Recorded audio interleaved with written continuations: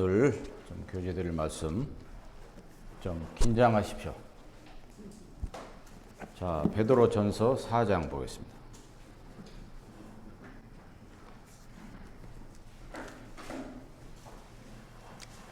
베드로전서 4장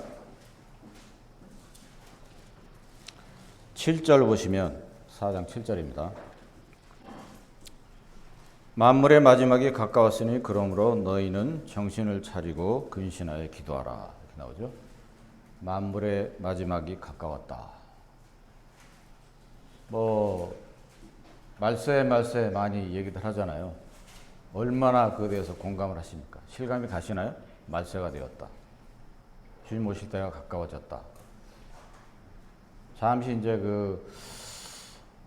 우리가 이제 세상 사느라고 정신이 없어가지고 이런 만물이 가까웠다 이런 말씀, 그리고 이제 곧 주님께서 오신다 이런 구절들을 대할 때 실감이 사실 쉽게 오진 않아요. 근데 이제 약간 이제 도움을 줄까 해서 과학적인 얘기를 조금 하겠습니다. 지금 이제 지구가 나이가 얼마나 되는지 혹시 잘 모르시죠? 왜? 감이 안 오니까. 근데 대충 이제 과학자들 연구에 의하면 현재까지 설은 뭐냐면 한 45억 년 정도 됐다 그래요. 지구 나이가. 태양계 은하계는 말할 것도 없죠. 그러니까 이제 이 모든 것들이 뭐냐면 창조주이신 하나님께서 만드신 거잖아요. 그러니까 그만큼 제가 이제 광대하신 쓴 책에도 그렇고 하나님의 크심은 노래에도 가사가 나오잖아요. 측량할 수 없다. 헤아릴 수 없다. 그게 사실이거든요. 인간의 한계로 도저히 그것은 측량, 헤아림이 불가한 거예요. 우리가 믿는 하나님. 우리가 영적으로 아버지라 부르고 있는 그분. 그러니까 이제 그분의 피조물 중에 하나인 지구가 언제 생겼냐? 45억 년 된 거예요, 지금. 그리고 이제 과학자들이 이제 인류학자, 생물학자들이 이제 연구한 거 보면 최초에 이제 직립보행하는 인류가 있었는데 호모 사피엔스라고 하거든요. 그게 이제 과연 아담하고 매치가 되느냐? 그건 이제 다른 얘기고, 아무튼 이제 과학적으로만 보면 호모 사피엔스라는 직립보행하는 인간이 언제 생겼느냐는 얘기예요. 지금으로부터 24만 년 전에 생겼어요. 그래서 이제 아주 재밌는 비유가 있는데, 자, 그러면 인류가 최초로 직립보행하는 인류가 24만 년 됐는데, 지구 나이는 45억 년이란 말이에요. 그러면 45억 년을 24시간으로 바꿔보고, 24만 년을 초로 바꿔보는 거예요. 그러면 이제 24시간이 초로 바꾸면 8만 6천 얼마 초가 돼요. 그럼 24시간 하루를 기준으로 했을 때 인류가 탄생해서 지금까지 오는 시간이 얼마나 될 것 같느냐는 얘기죠. 얼마나 될 것 같아요? 짐작이 가세요? 3초예요, 3초. 그러니까 24시간 여기 땡에서 시작을 해서 1초, 2초, 3초 쭉 가다가 이제 8만 6천까지 간다고요. 얼마까지? 그리고 인류가 탄생 시점이 언제냐면 마지막 3초예요, 3초. 3초에서 5초. 조금씩 이제 연수 계산에 따라 다르긴 한데 대충 이제 속설이면 3초야, 3초. 3초 전에 최초 인류가 탄생을 했고 지금까지 오고 있는 거예요. 그만큼 요 지구 나이, 인류 나이만 봐도 이거는 우리가 상상할 수도 없어요. 그런데 마지막 3초잖아요. 그러니까 이때 이미 성경에 기록된 이때에도 이미 마지막 때였던 거예요. 그래서 베드로 사도 바울도 말세, 마지막 때 이런 표현을 쓰는 거예요. 그러니까 이제 먼 옛날 얘기 같지만 사실은 이 지구의 생명 한계 거의 끝까지 온 거예요, 사실은.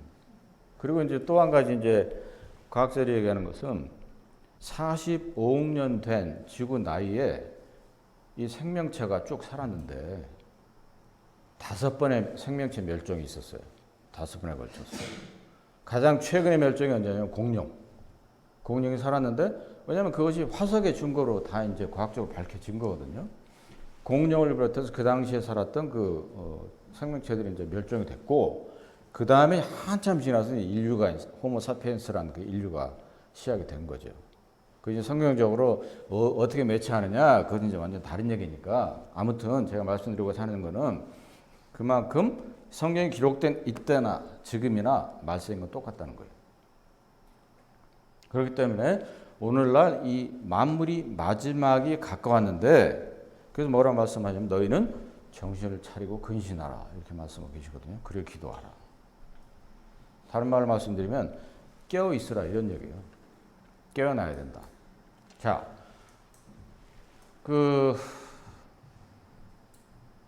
한국 모임에 계신 이제 일꾼들, 미국의 일꾼들, 그다음에 저희 모임도 보면 사실 그 팬데믹의 여파가 상당히 아직까지도 있어요. 다들 인정하시는 거예요. 그런데 이제 그 팬데믹의 여파가 분명히 있긴 한데, 그 팬데믹의 여파만 가지고 우리가 핑계를 대면 이제 더 이상 안 돼요, 그거는. 이 팬데믹 끝난 지가 꽤 됐잖아요. 1년? 거의 2년 돼가니까. 그래서 이제 오늘 이제 말씀드리고자 하는 것은 뭐냐면, 이런 시대에 마지막이 가까웠는데 어떻게 우리가 깨어나야 되느냐, 그런 부분을 좀 중점적으로 좀 말씀드릴까 합니다. 자, 요한계시록 2장으로 가서 요한계시록의 7교회, 우리에게 잘 알려져 있잖아요. 2장 3장에 걸쳐서 나오는데, 이것이 7교회가 이제 어떤 교회사적으로 이제 의미가 있고, 그 이제 첫 번째 속설이에요. 첫 번째 이제 해석이고, 두 번째로는 각 지역교회에서 이런 7단계를 거칠 수 있다, 이런 의미도 있고, 또 각 그리스도인에게도 이 7교회의 특성이 그 그리스도인의 삶에 나타난다. 크게 이제 이렇게 세 가지로 이제 우리가 이제 해석을 할 수 있어요. 그런데 그러면 오늘 이제 주로 교회적으로 보자고요. 지역교회적으로. 자, 두 교회만 볼 건데, 에베소 교회하고 라오디게아 교회 볼 거예요. 자, 에베소 교회 하신 말씀인데 4절 보겠습니다. 2장 4절. 2장 4절. 그러나 너를 책망할 것이 있나니 너는 너의 처음 사랑을 버렸느니라. 그러므로 어디서 떨어진 것을 생각하고 회개하여 처음 행위를 가지라. 만일 그리하지 아니하고 회개치 아니하면 내가 내게 임하여 내 촛대를 그 자리에서 옮기리라. 우리에게 너무나도 많이 알려진 그런 구절이죠. 그런데 여기서 주님께서 에베소 교회 지적하시는 것은, 이게 이제 사도시대 교회를 이제 역사적으로 보면 가리키고 있는데, 처음 사랑을 버렸다, 이렇게 말씀하고 있어요. 그래서 이제 오늘날 우리 모두 개인적으로, 교회적으로 한번 적용을 해보자는 거죠. 우리가 주님을 처음으로 정말 나의 구세주와 주인으로 영접할 때, 제 개인적으로는 아직도 그때의 어떤 느낌이 있어요.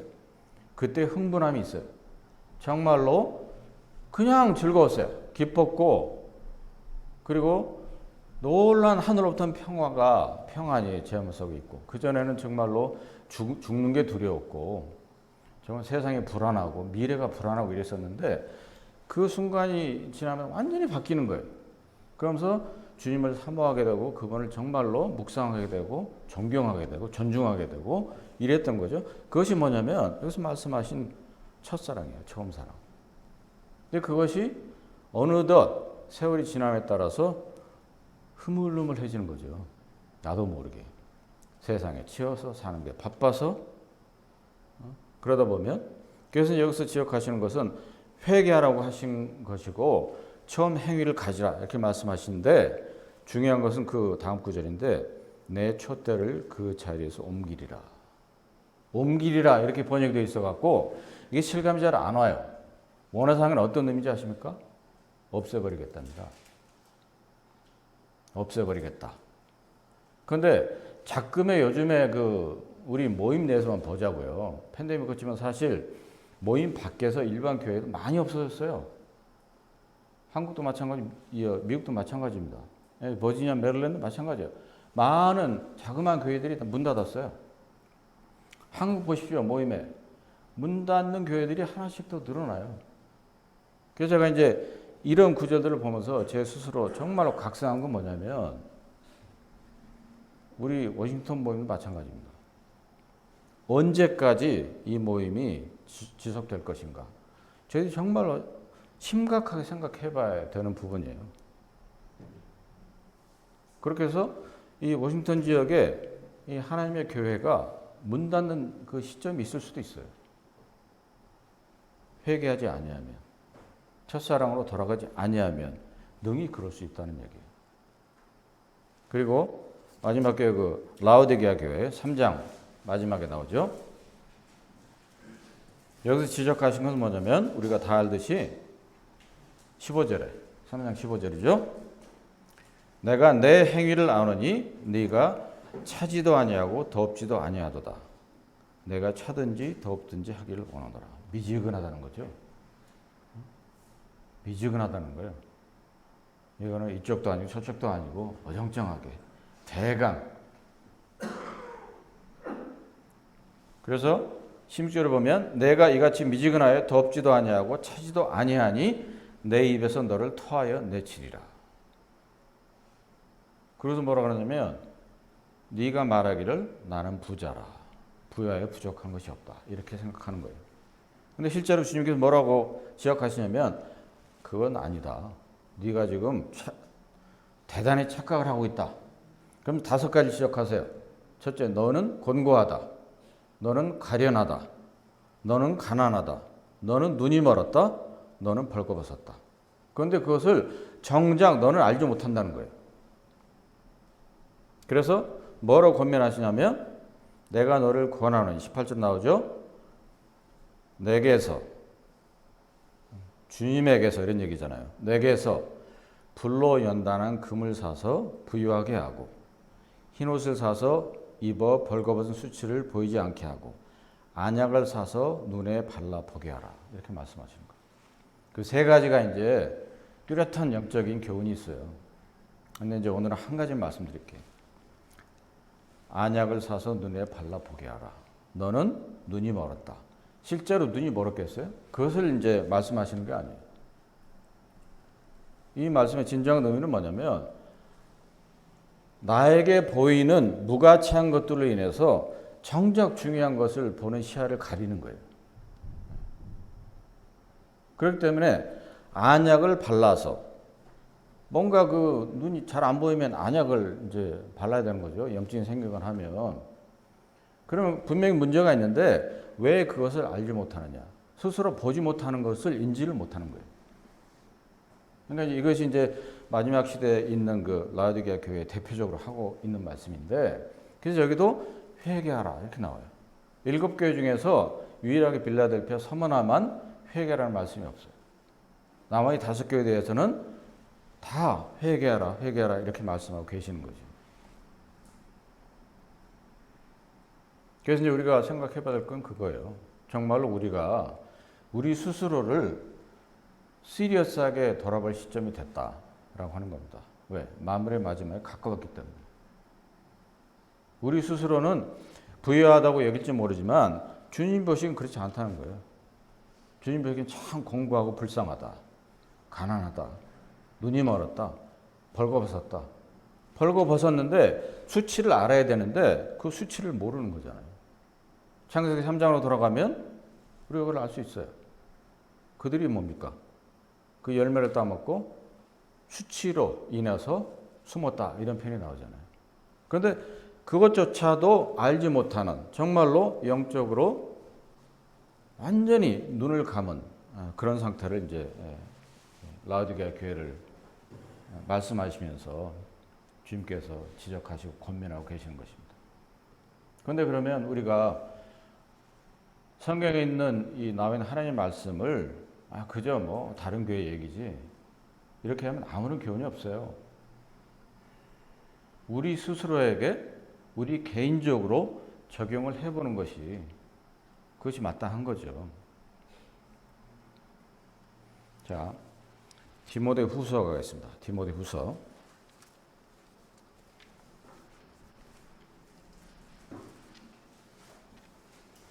디모데 후서 3장.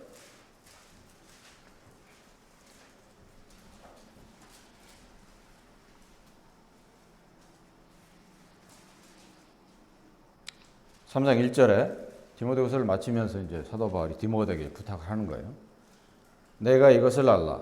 말세에 고통하는 때가 이르리니 사람들은 자기를 사랑하며 돈을 사랑하며 자긍하며 교만하며 회방하며 부모를 거역하며 감사치 아니하며 거룩하지 아니하며 무정하며 원통함을 풀지 아니하며 참소하며 절제하지 못하며 사나우며 선한 것을 좋아 아니하며 배반하에 팔며 조급하며 자고하며 쾌락을 사랑하기를 하나님 사랑하는 것보다 더하며 경건의 모양은 있으나 경건의 능력은 부인하는 자니 이 같은 자들에게서 내가 돌아서라.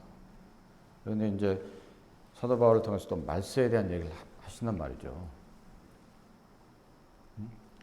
이 말세가 이제 성경적으로 어떻게 좀 구체적으로 어떤 때를 얘기하느냐. 성경적으로 보면 사도 시대 이후부터 주님 오실 때까지예요. 그런데 서두에 말씀드렸듯이 이때도 이미 말세예요. 인류 그 지구 역사를 보면. 그런데 제가 이제 그 지적하고자 하는 것은 5절인데 경건의 모양은 있으나 경건의 능력은 부인한다. 이 구절을 사실 제가 이제 모임의 청년 때부터 많이 접했던 구절이고 이 구절 가지고 말씀을 교제하시던 분들이 많았어요. 그런데 이 구절이 주로 어디에 사용되어 왔냐면 모임 밖의 대상을 가지고 사용해 왔어요. 예를 들어서 복음도 없고 교회 원리도 지키지 않는 그런 교회들을 우리가 비판 아닌 비판할 때 이 구절을 썼어요.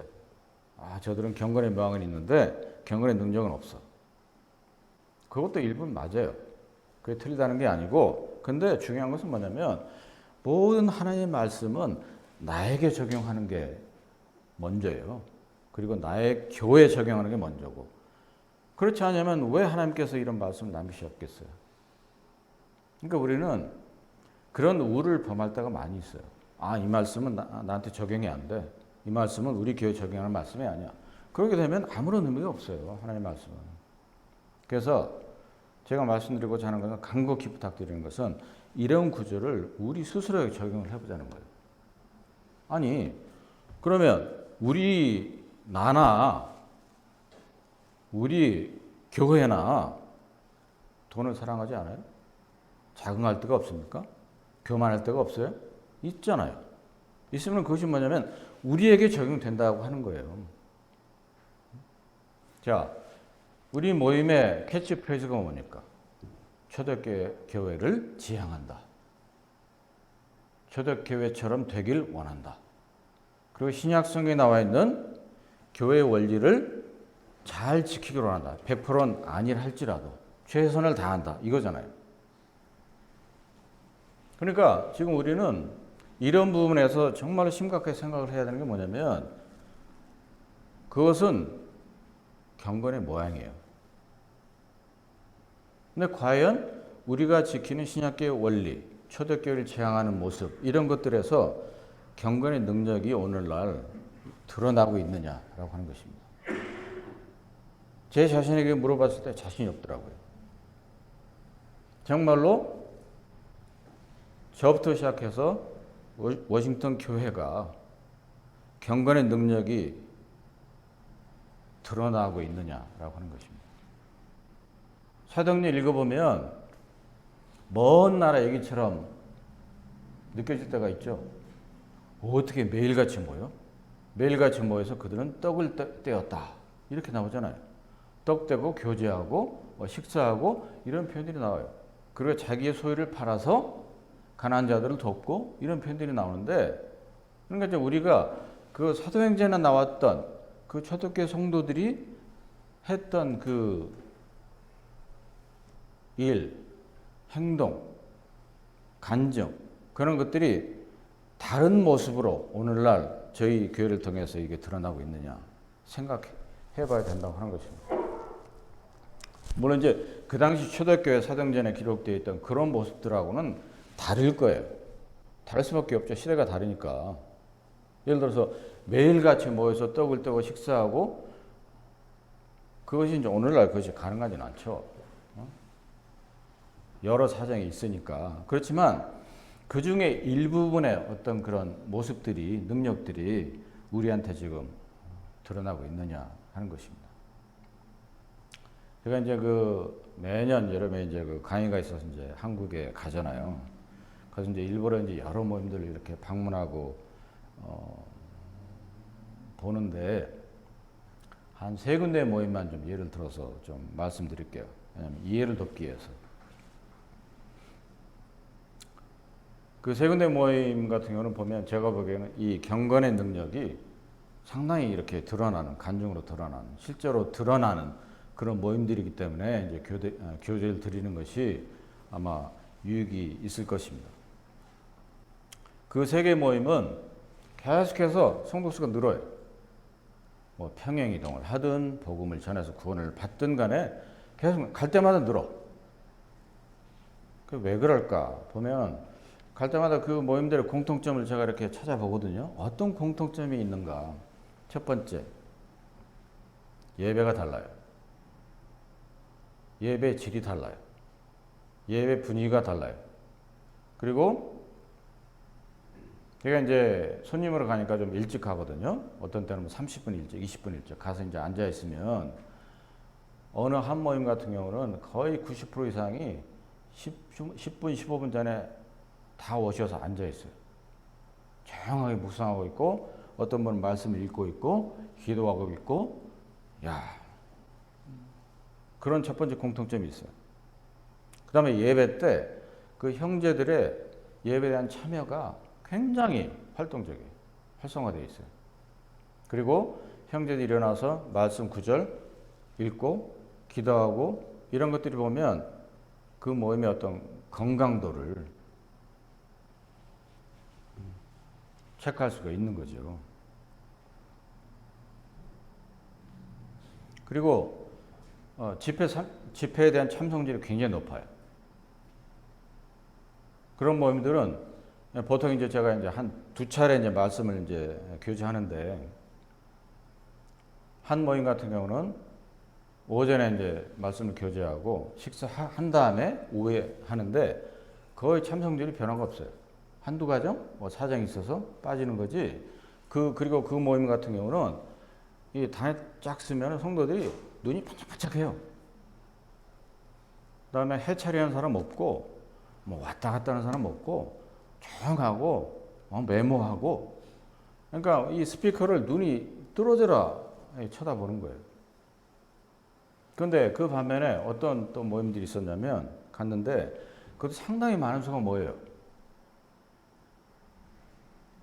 그런데 거기서도 주번에 말씀을 교제를 했는데 늦게 오는 사람, 뭐 있다가 뭐 어디 가는 사람, 화장실 가는 사람, 애하고 뭐 씨름하는 사람, 집중도 안 하고 전화기 쳐다보고 이런 모임들이 있어요.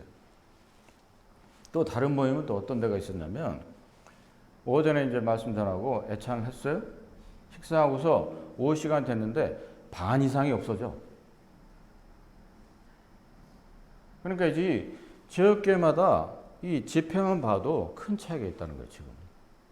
그러면 그 불을 보듯 뻔하잖아요. 어떤 모임이 더 건강하고 오랫동안 지속될 것인가? 주님 더디 오시면. 그 해답은 이미 나와 있는 거예요. 그리고 또 공통점이 뭐냐면 그런 건강한 모임들은 자매님들이 식사하는데 아주 자원함으로 열심히 해요. 그 중에 한 두 개의 모임을 이제 제가 봤을 때 일꾼으로 일하시는 분들이 그렇게 말씀하시더라고요. 토요일 날 보면 이제 보통 학생, 청년애들이 있을 거 아니에요. 보통 학생들이 이제 시간이 좀 있으니까 오전에 모이고 청년들이 이제 뭐 오후에 이제 모이고 하는데 규모가 있는 모임들이니까 학생회 모이도 한 3, 40명, 4, 50명. 청년에도 이제 그 정도 모이는 거예요. 그러면 밥을 먹어야 될 거 아니에요. 그러면 자매들이 자원함으로 나와서 식사 준비를 다 하는 거예요. 토요일 날 두 끼, 그 주일 날도 제가 방문했던 그 세 모임들은 보면 주일 날 애찬이 있잖아요. 그리고 그 모든 그 시간 끝나고 성도들이 안 가 집에. 어느 한 모임 같은 경우는 그냥 교제하고 뭐 운동화 탁 붙이고 하면서 하다 보면 4시, 5시 된대요. 그다음 어떻게? 또 저녁을 교회에서 먹고 가는 거예요. 그러고서 집에 몇 시에 가느냐? 한 8시, 9시 되면 집에 가는 거예요. 토요일 날도 마찬가지고. 그리고 토요일 날도 보면 그 모임 같은 경우는 성인 모임이 없어요. 그런데 토요일 날 한 3시 정도 되면 성인 형제자매들이 그냥 한 명씩 온대요, 교회로. 교회로 와서 또 거기서 또 교제하다가 뭐 운동하다가 뭐 얘기하다가 저녁 먹고 또 집에 가는 거예요. 한 8시쯤 돼서. 그런데 중요한 것은 뭐냐면 그러한 식사 문제를 자매님들이 다 알아서 자원함으로 돌아가면서 다 감당을 한다는 거예요. 그런 것들도 공통점 중에 하나였어요. 또 이제 다른 공통점 뭐냐면 그 세 모임이다 보면 최근에 리모델링을 다 했어요. 근데 이제 제가 이제 그런 게 궁금하니까 우리도 이제 했잖아요. 궁금하니까 이제 물어본다고요. 이거 얼마나 어느 동안 이거 공사하신 거고 얼마나 총 예산이 들었습니까? 물어본다고요. 근데 공통적으로 그 세 모임 그 일꾼들이 하시는 말씀이 뭐냐면 그 이러이러한 리모델링을 하겠습니다. 그리고 어떤 추가 건물을 짓겠습니다. 이렇게 이제 기독가운데 광고를 하고 하면 그것을 감당할 수 있는 예산이 금방 찬다는 거예요. 그러니까 건강한 모임은 드리는 것에 인색하지 않아요, 성도들이. 그 제가 요 전에 2주 전인가 교제 드릴 때 말씀드렸잖아요. 드리는 것도 뭐냐면 하나님을 존중하는 방법 중에 하나예요. 그렇게 말씀하고 있으니까 자문해. 그리고 이제 또 한 가지 공통점 뭐냐면 손님 접대를 잘해요. 그런 모임들은. 제가 이제 그 지방에 있는 모임을 갔었는데 그때 이제 그 두 가정이 자원함으로 식사 대접을 했거든요. 했는데 한 가정은 그 제가 그래도 뭐 간접적으로 알고 있는 가정이 있는데 다른 가정은 생판 모르는 그 형제자매 가정이었어요. 그런데 두 가정이 그 쉐어해가지고 아주 비싼 그 저녁을 얻어먹었는데 그래서 이제 물어봤어요. 끝난 다음에 이제 보통 손님들 오시면 어떻게 하시냐고. 그렇게 한대요. 누가 오신다 광고를 하면 교회에서 자원을 한답니다. 이번 손님은 저희 가정이 대접하겠습니다. 이렇게 해서. 그런 것들이 자발적으로 자원함으로 이루어지는 거예요. 그래서 이제 보면 제가 이제 그런 모임들 이제 말씀드린 것은 뭐냐면 이 경건이라는 부분에 있어서 경건의 모양 우리 있어요. 다 있어요. 왜요? 그래도 미주에서는 워싱턴 모임이 칭찬받는 모임 중에 하나예요. 매년 캠프도 여기서 하죠. 그리고 청년들이 열심히 일하죠. 이러다 보니까 워싱턴 모임이 그래도 미주 지역에서는 칭찬을 받아요. 한국에서 그래도 좋게 소문이 났어요. 제가 돌아다녀 보면 아니까. 그런데 제가 이제 말씀드리고자 하는 요지는 뭐냐면 경건의 모양은 있다. 근데 경건의 능력을 우리가 이제 심각하게 생각해 볼 때가 됐는데 우리의 어떤 워싱턴 모임의 미래를 위해서 경건의 능력 면에서 우리보다 못한 대학을 비교하지 말자는 거예요. 아무 의미가 없어요, 그거는. 그렇죠?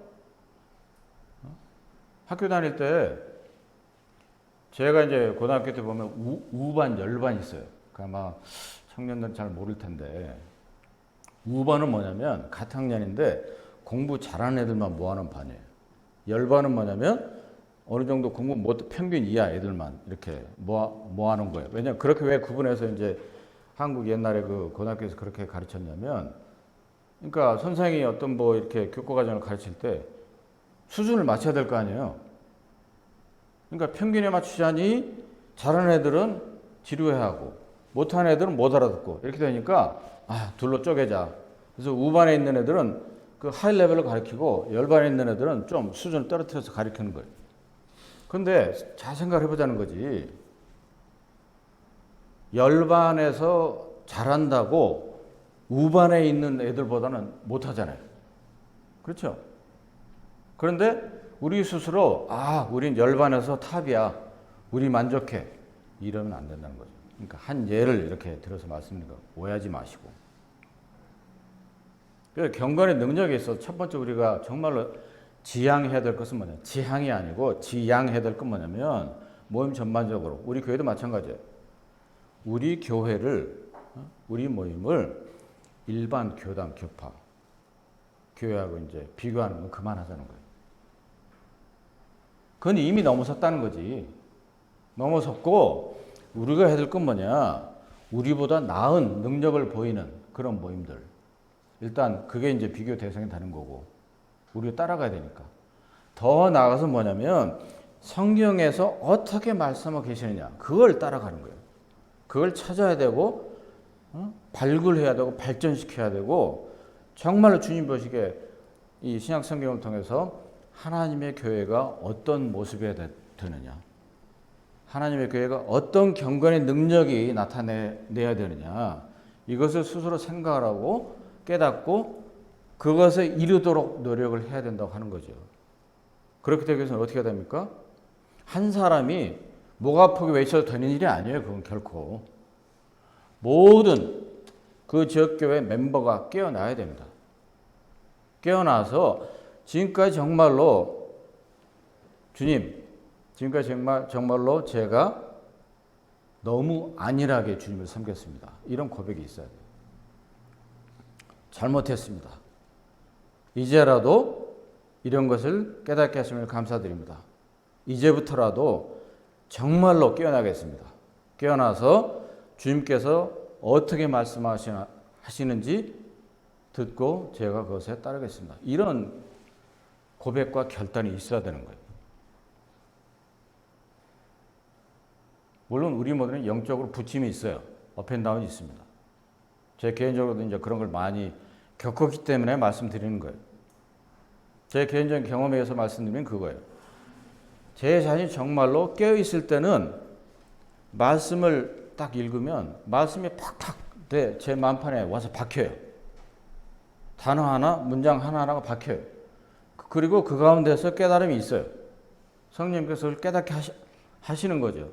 그래서 느끼는 게 뭐냐면 정말로 하나님 말씀 살아있구나. 그래서 실감한다고요. 그런데 여러 사정으로 세상에 치이고 일에 치이고 뭔 일에 치이고 교회 일에 치이고 하다 보면 저도 모르게 느슨해질 때가 있어요. 그럴 때 성경 보잖아요. 감동이 없어. 깨닫는 게 없어요. 마음판에 정말로 다가오는 말씀이 없어요. 그렇단 말이죠. 하나님의 말씀 살아있거든요. 살아있는데 그 살아임의 역동성을 느끼느냐 아니냐는 나한테 달려있는 거예요. 내가 그 말씀을 어떻게 받고 내 삶에 적용하고 나아가느냐에 따라서 그게 달라진다고 하는 것입니다. 그렇기 때문에 하나님 말씀 놀라운 거예요. 하나님 말씀을 정말로 놀랍게 하나님 말씀으로 받기 위해서는 어떻게 되느냐. 내가 먼저 그것을 진정 살아계신 하나님 말씀으로 받을 만한 준비가 돼 있어야 되는 거예요. 그렇지 않으면 아무리 얘기를 해봐야 서기에 그냥 경 읽는 거죠. 우이독경, 마이동풍이 되는 거죠. 자, 디모데 전서로 가서 4장 보겠습니다. 3장.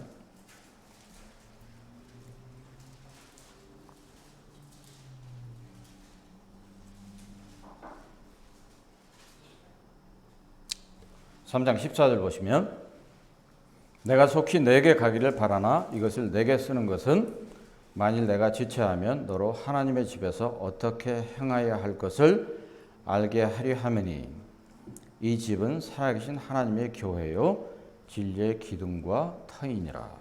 자, 하나님의 집에서 이렇게 나오죠. 하나님의 집이 뭐라고요? 교회.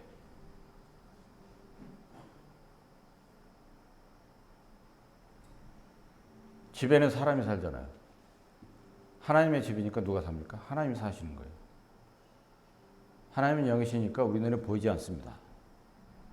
그리고 우리가 교회로 모일 때, 교회가 건물이 아니잖아요. 교회로 모일 때, 거듭난 지체들이 모여서 지역교회를 이제 형성을 하게 되는데, 교회로 모일 때, 그 교회가 뭐냐고요? 하나님의 집이라고 말씀하시는 거예요. 그러면 연장선상에서 구체적으로 생각을 해보자고요. 하나님의 교회니까 교회가 교회에서 우리가 시간 내서 집회로 모이는 것은 뭐냐면 하나님과의 약속이에요. 그렇죠? 그냥 우리끼리 몇 시에 모이자. 오늘 뭐 주일날 10시에 모인다. 모여서 뭐 성경 공부하고 10시 반에 예배 시작한다. 물론 이제 우리가 편의상 모여야 되니까 그렇게 시간을 정해서 모이잖아요. 그런데 이 말씀 보시라고. 이 말씀을 교회 집회 시간 우리가 모이는 어떤 시간들 수요 집회 주일날 집회 이런 선상에 적용을 해보자는 거죠. 교회가 하나님의 집이기 때문에 교회로 우리가 모일 때 하나님께서 그 가운데 거하시는 거예요. 그래서 두세 사람이 내 이름으로 모이는 것은 나도 그들과 함께 하겠다. 그 말씀이거든요. 그러면 우리가 몇 시에 우리가 교회로 모인다. 이것은 뭐냐면 우리끼리의 약속일 뿐더러 더 나아가서 나와 하나님과의 약속이에요. 그렇기 때문에 잘 생각을 해보자고요. 하나님과의 약속인데 집회가 늦으면 되겠냐는 거죠.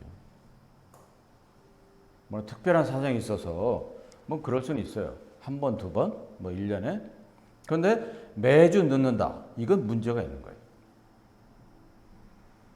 아까 그 건강한 모임 한예 제가 드렸잖아요. 거의 모든 90% 이상의 성도들이 예배 시작 10분, 15분 전에 앉아서 묵상하고 기도하고 말씀 보고 있었어요. 아주 훌륭한 모임이에요, 그거. 근데 과연 우리는 그러고 있느냐라고 하는 겁니다. 그리고 하나님의 집이기 때문에 하나님의 나라의 그 능력이 저희를 통해서 그게 발현돼야 되는 거예요. 밖으로 드러나야 된다고 하는 거죠. 하나님의 나라가 이미 너희에게 임했다. 누가복음 17장에 말씀하셨거든요. 하나님의 나라는 완성은 우리가 이제 주님 나라에 임할 때 모든 것을 100% 보겠지만 여전히 지금도 하나님의 나라의 능력은 임하는 거예요. 왜? 살아계신 하나님의 교회이기 때문에. 그렇죠? 그러면 그 하나님의 나라가 얼마만큼 저희들을 통해서 그것이 드러나고 있느냐라고 하는 것입니다. 그리고 하나님의 교회이기 때문에 주 예수 그리스도의 성품이 저희들을 통해서 드러나야 되는 거예요. 나타나야 되는 거예요. 그리스도의 성품에 다양한 측면들이 있잖아요. 그 대표적인 것이 성령의 열매죠. 그리고 베드로후서 1장에 있는 신의 성품이고 경건, 거룩, 평안, 희락 여러 가지 다양한 것들이 이 하나님의 교회를 통해서 드러나야 되는 거죠. 이제 우리가 주님을 섬기는 것은 뭐냐면 교회를 섬기는 것과 똑같은 거예요. 그래서 교회를 섬기기 위해서는 어떻게 해야 되느냐? 희생이 따릅니다. 당연히 희생이 따라요. 우리의 시간이 필요하고 우리의 에너지가 소요가 되는 거고 우리의 돈과 물질이 소요가 되는 거예요. 그런데 우리는 기본적으로 그런 것들을 귀찮을 때가 많아요. 왜? 나태해졌기 때문에. 게을러졌기 때문에. 그렇기 때문에 깨어나야 된다고 하는 것입니다. 주님께서 우리를 위해서 어떤 희생을 하셨나요? 로마서 8장에 있는 대로 그 아들을 내어주시기까지 희생을 하셨어요. 그런데 우리는 주님을 위해서, 교회를 위해서 희생을 하고자 하는 마음이 얼마나 있느냐라고 하는 것입니다. 잠깐 이제 그런 생각을 제가 종종 해보는데 주님의 어떤 관점의 생각을 제가 상상할 수는 없잖아요. 근데 다만 이해를 돕기 위해서 말씀드리는 건데 뭐냐면 우리가 한번 주님의 관점에서 한번 서보자는 거지. 서보면 인간적으로 아마 주님께서 이렇게 말씀하실 것 같아요. 야, 내 피값으로 내가 정말로 내가 내 목숨을 버리면서까지 너를 내 피값으로 샀는데 그렇게 희생을 해서 너를 샀는데 너는 어떻게 나한테 희생할 생각을 조금도 안 하냐?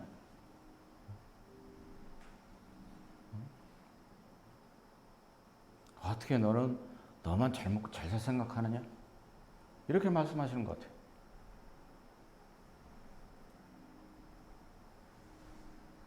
보통 이제 모임에서 어떤 물질들은 헌금에 대한 얘기를 잘 안 해요. 왜냐하면 그것이 이제 제가 이제 벌써 한국에 있을 때부터 모임의 장점 중에 하나였어요. 일반 교회들은 그 당시에도 다 이제 헌금통 돌렸거든요. 그러고서 막 뭐 다 써요. 뭐 감사헌금, 뭐 헌금 이렇게 봉투가 따로 있어가지고 그거 하나 집어가지고 또 심지어는 그런 교회들도 있었어요. 다 끝나고 이제 목사 양반이 발표를 해. 누구 성도님 얼마 뭐 드렸습니다. 이렇게 해요. 그런 것 때문에 그것을 구분짓기 위해서 차별화시키기 위해서 모임에서는 그 헌금에 대한 일정의 터부가 있어요. 그런데 과연 그럴까요? 초대교회 생각해 보자는 거지. 우리가 주님 앞에 교회를 위해서 드리는 헌금도요. 그것도 경건의 능력 중에 하나예요. 제가 이런 말씀 참 어렵게 드리는 건데 이런 말씀 드린 적 없었어요. 지금 한 번도. 근데 드리는 것도 경건의 능력 중에 하나예요. 초대교회뿐만이 아니고 아까 건강했던 세 모임들, 계속해서 수가 부는 모임들, 그들은 헌물을 드리는 데 있어서 주저함이 없어요. 서로 자원함으로 자기 거를 손해보다가 쪼개서 그냥 드려요. 그러니까 뭡니까? 경건의 능력으로 점점 더 교회가 발전하는 거죠. 부흥하는 거예요. 근데 이제 혹자는 그렇게 얘기해. 뭐 수 만든다고 뭐 그 교회가 건강한가? 그렇게 냉소적으로 보지 말자고요. 그렇게 성장하는 교회들은 분명히 이유가 있어요. 여러 이유가 있겠지만 제가 보기엔 가장 중요한 건 뭐냐면 개개의 성도들의 자세가 달라요. 내가 어떻게 주님의 교회를 위해서 뭔가를 할까? 드릴까? 희생을 할까? 이런 생각을 한다는 거죠. 물론 그 교회를 구성하는 100%가 그러진 않겠죠. 그렇지만 대다수가 그렇다는 거죠. 그런데 우리는 과연 오늘날 현 시점에서 우리 오싱턴 모임이 그러고 있느냐. 정말 심각한 거예요. 그런 것들이 개개인적으로 저희들이 깨어나지 않는다고 한다면 언제까지 주님께서 이 교회를 이 지역에 지속하실지 몰라요. 저는 그런 생각하면 가끔씩 잠이 안 옵니다. 이걸 어떻게 지금 해결하고 준비해야 될 것인가. 차세대 많이 얘기하잖아요. 근데 이거를 우리 성인들부터도 마찬가지인데 얼마나 그동안 저희들이 이 교회를 섬기면서 번이 되는 삶을 살아왔느냐. 저희들 모두 다 돌아봐야 돼요. 나의 삶이 정말로 경건의 능력이 나의 삶을 통해서 드러났느냐 라고 하는 거죠. 그리고 이제 한 가지만 더 말씀드리고 마쳐야 될 것 같은데, 우리가 또 이제 교회를 섬기면서 당연히 해야 될 일들이 있어요. 차후에 이제 섬김에 대해서 이제 한 시간 좀 준비해서 말씀드릴 텐데, 이 섬김의 은사하고 기본적으로 모든 지체들이 섬겨야 될 그 섬김하고는 다른 겁니다. 그건 다른 성경 구절에서 말씀하고 있어요. 그런데 혹자는 보면 오해하시는 분들이 있어요. 당연히 해야 될 것을 어떤 게 면피하는 목적을 가지고 나의 편리함, 나의 선호도, 나의 기호 이런 것들이 그러한 당연히 해야 될 일들을 이제 앞서는 일들이 생긴다고 하는 거죠. 정말 그거는 그러지 말아야 됩니다. 주님께서 그 목숨까지 버리시면서까지 큰 희생을 통해서 우리를 사셨잖아요. 그러면 선한 양심으로 악한 양심에서 핏부림 받아서 선한 양심으로 바뀌었어요. 근데 그 선한 양심이 자꾸 가리워져. 내가 졸고 있음으로 인해서. 참 우스갯소리인데 학창시절도 그렇고 보면 졸고 있는 애들 있잖아요. 수업 시간에 깨워요. 제 짝꿍이 많이 졸았었는데 깨워요. 그러면 걔는 안 잤다고 그래. 내가 언제 잤니? 그래서 화를 내. 그런데 다 끝나고 나서 이제 쉬는 시간에 물어봐. 야, 성태야, 다음 주 숙제가 뭐냐? 잔 거잖아요. 네, 무슨 말씀을 드리고자 하냐면, 졸고 있는 사람은 정작 자기가 졸고 있는지 몰라요. 졸고 있는 거 깨우잖아요? 화를 내요. 내가 언제 졸았어? 그러지 말자는 거죠. 첫째, 우리가 졸고 있다고 한다면 인정을 하자. 아, 지금까지 졸았습니다, 주님. 이제는 깨어나겠습니다. 다시는 졸지 않겠습니다. 이런 자세가 나와야 된다는 것입니다. 그래서 이제 오늘 좀 이렇게 강하다면 강한 말씀을 드렸는데, 이런 말씀 드리는 것은 뭐냐면 제 스스로도 마찬가지예요. 정말로 우리가 졸지 말아야 되겠다. 그래서 깨어서 근신해야 되겠다. 정말 이거 시리어스한 거예요. 앞으로 점점 세상은 악해지잖아요. 아까 우리 봤죠. 디모데후서 3장에 자기를 사랑하고 돈을 사랑하고 자긍하고 교만하고 그런 이 세계에 살고 있어요. 그럴 때 우리 모든 저희 마음의 지체가 정말로 깨어나서 잘못한 게 있으면 회개하시고, 그리고 정말로 충성되이 살아계신 하나님의 교회를 섬겨야 되겠습니다. 네, 기도하겠습니다. 아버지 하나님, 감사드립니다. 참 이 마지막 때를 사는 저희들에게 교훈하신 말씀들을 또 저희들이 묵상을 해보게 됩니다. 정말로 이 마지막 때를 인식해 하시고, 저희들에게 잘못된 것이 있다고 한다면 회개케 하시고 또 깨어나게 하시옵소서. 그리고 경건의 모양만 있는 것이 아니고 경건의 능력이 개인적으로나 또 교회적으로 드러나는 그런 건강한 교회가 될 수 있도록 도와주시고, 정말로 저희 모두가 이런 부분에 대해서 참 생각을 해보고 다시금 주님 앞에 온전히 드려지는 그런 저희 모두가 될 수 있도록 인도해 주시기 원합니다. 귀하신 말씀 인도하시면 감사드리옵고, 존귀하시고 살아계시고 다시 오실 우리 주 예수 그리스도 이름으로 감사하며 기도합니다. 아멘.